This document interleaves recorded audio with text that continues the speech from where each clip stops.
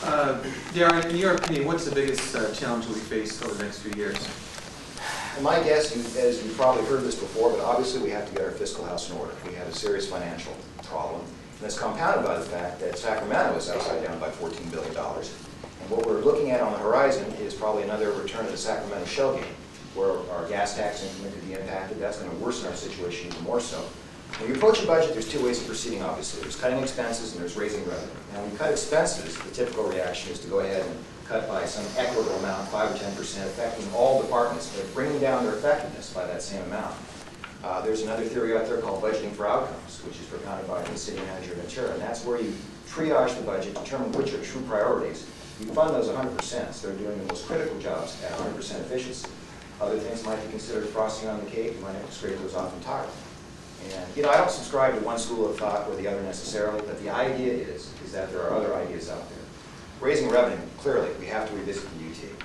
Now, there's a general UT, there's a specific UT, and we'll never get a supermajority for a specific UT. We don't necessarily have to have the general UT on a specific utility. It could be, well, it could be one particular utility. I say this because the next big thing coming down the road is going to be water. MWD is going to charge us more and more for water in the future. We're going to have to tell residents that we need to conserve. What if we had a water UT? Two great things right there. We encourage conservation and we generate revenue. And the nice thing too is that it's a green initiative that would be a lot easier to sell because it's environmentally sound. And with the sunset, I think that's doable. And aside from just raising revenue and that kind of thing, there's other things like the Hilton Garden Hotel project. It's just getting off the ground right now. I want to see that come to fruition because it's not only great for the sales tax base, bringing convention business to Westridge, but also we need to revisit then the bed tax. I'm sure, as you all are aware, we lost that bed tax by a fairly insignificant amount in 2005. That's with nobody campaigning for this thing at all. I can just about assure you that if you give me one weekend, I can canvass enough votes next time around to get that bed tax passed.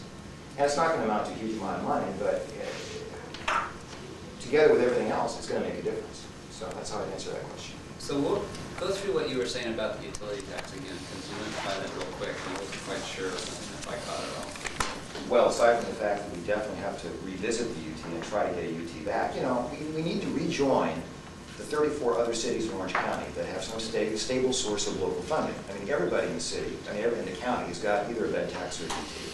Well, we're out on that now, unfortunately, and we need to rejoin that community. And what I'm talking about is perhaps attaching a UT to a particular utility, like water, only because I think it might be more saleable. And it would serve that double purpose of encouraging conservation. We're going to have to charge folks more for water. We might have to do mandatory conservation down the road. This is like an easy, less painful way, perhaps, of encouraging conservation.